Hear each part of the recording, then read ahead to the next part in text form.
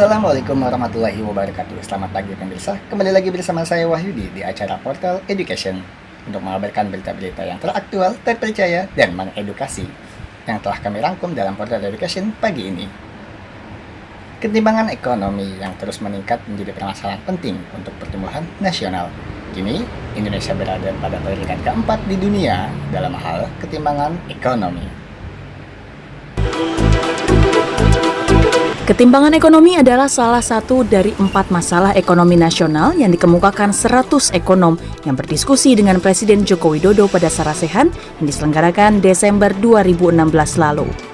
Hasil dari pertemuan itu dirangkum dalam buku berjudul Menuju Ketangguhan Ekonomi, Sumbang Saran 100 Ekonom Indonesia yang diluncurkan di Menhol Bursa Efek Indonesia, Jakarta. Ketimpangan ekonomi diantaranya disebabkan pengembangan kualitas sumber daya manusia yang tidak merata di setiap daerah.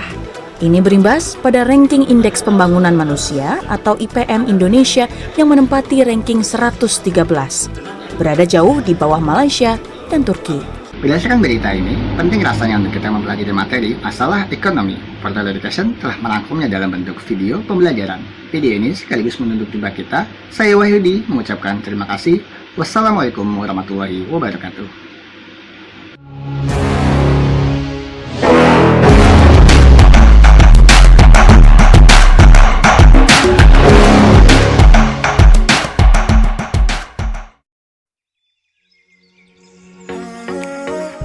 Masalah ekonomi. Tujuan pembelajaran: 1. Menjelaskan kebutuhan manusia yang tidak terbatas. 2. Menjelaskan barang dan jasa sebagai alat pemuas kebutuhan manusia. 3. Menjelaskan kelangkaan sebagai masalah ekonomi. 4. Menjelaskan masalah-masalah ekonomi mikro. 5. Menjelaskan masalah-masalah ekonomi makro.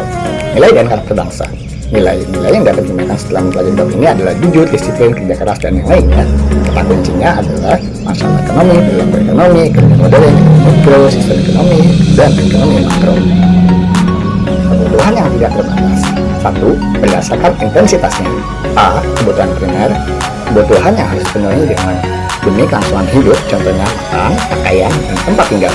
B. Kebutuhan sekunder, kebutuhan pelengkap yang dipenuhi setelah kebutuhan primer, contohnya sepatu dan tas. C. Kebutuhan tersier, kebutuhan mewah yang dipenuhi setelah kebutuhan primer dan sekunder telah terpenuhi, contohnya mobil mewah. 2. Berdasarkan subjek yang membutuhkan. A. Kebutuhan individu, yaitu kebutuhan yang berhubungan dengan berbagai individu yang berbeda, contohnya ini traktor. B. Kebutuhan umum, kebutuhan yang berhubungan dengan masyarakat atau disebut juga kebutuhan sosial, contohnya daya raya dan listrik. 3. Berdasarkan waktu. A. Kebutuhan sekarang, kebutuhan yang tidak dapat ditunda pemenuhannya dan harus dilakukan saat ini, contohnya orang sakit harus segera berobat atau dirawat di rumah sakit. B. Kebutuhan masa mendatang, kebutuhan yang dirancang atau direncanakan untuk terpenuhi di masa depan, contohnya orang tua menabung untuk mempersiapkan biaya kuliah anaknya. 4. Berdasarkan sifat pemenuhan kebutuhan. A. Kebutuhan jasmani, yaitu kebutuhan yang berhubungan dengan tubuh manusia, contohnya makanan dan obat-obatan. B. Kebutuhan rohani, kebutuhan yang berhubungan dengan kejiwaan seorang, contohnya pelatihan keahlian kerja. Barang dan jasa. 1. Berdasarkan cara memperoleh. A. Barang ekonomi, yaitu barang yang dapat dengan cara mengeluarkan sesuatu untuk mendapatkannya, contohnya BBM dan alat-alat elektronik. B. Barang bebas atau non-ekonomi, barang yang bisa didapat tanpa perlawanan atau biaya, contohnya sinar matahari. 2. Berdasarkan kepentingan. A. Barang inferior, yaitu barang yang pemakaiannya dikurangi jika pendapatan bertambah dan sebaliknya, contohnya barang tiruan. B. Barang esensial, barang yang sangat diperlukan untuk memenuhi kebutuhan dan permintaannya tidak signifikan dipengaruhi oleh tingkat pendapatan, contohnya bukan kebutuhan pokok. C. Barang normal, barang yang permintaannya bertambah saat pendapatan meningkat dan sebaliknya, contohnya alat-alat komunikasi. D. Barang mewah, barang berharga mahal dan dapat menaikkan status sosial penggunanya, contohnya mobil mewah. 3. Berdasarkan cara penggunaannya. A. Barang pribadi, yaitu barang yang dimiliki dan digunakan oleh individu atau perorangan, contohnya pakaian. B. Barang publik, barang yang digunakan untuk masyarakat umum, contohnya angkutan umum.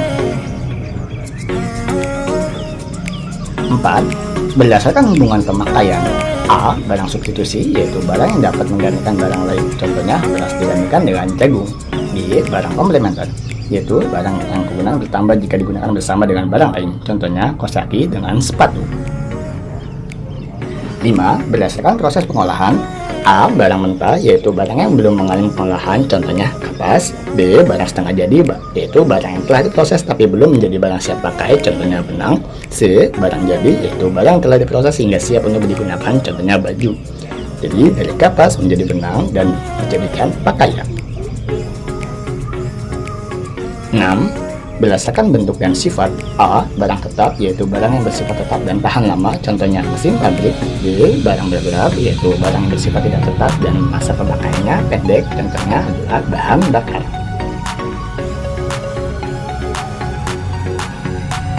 Kelangkaan, yaitu keterbatasan sumber daya untuk memenuhi kebutuhan manusia, contohnya tempat bermain untuk anak-anak di kota besar.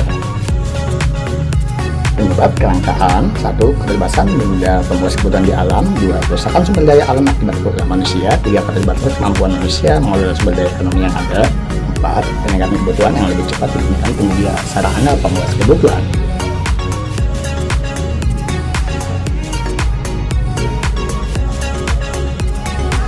Masalah ekonomi mikro. 1. Apa dan berapa yang diproduksi? 2. Bagaimana memproduksi? 3. Untuk siapa barang diproduksi? Selanjutnya adalah masalah ekonomi dalam konteks ekonomi makro. 1. Pertumbuhan ekonomi. 2. Masalah kestabilan ekonomi. 3. Masalah pengangguran. 4. Masalah inflasi. 5. Masalah neraca perdagangan dan neraca pembayaran. Sekian, terima kasih.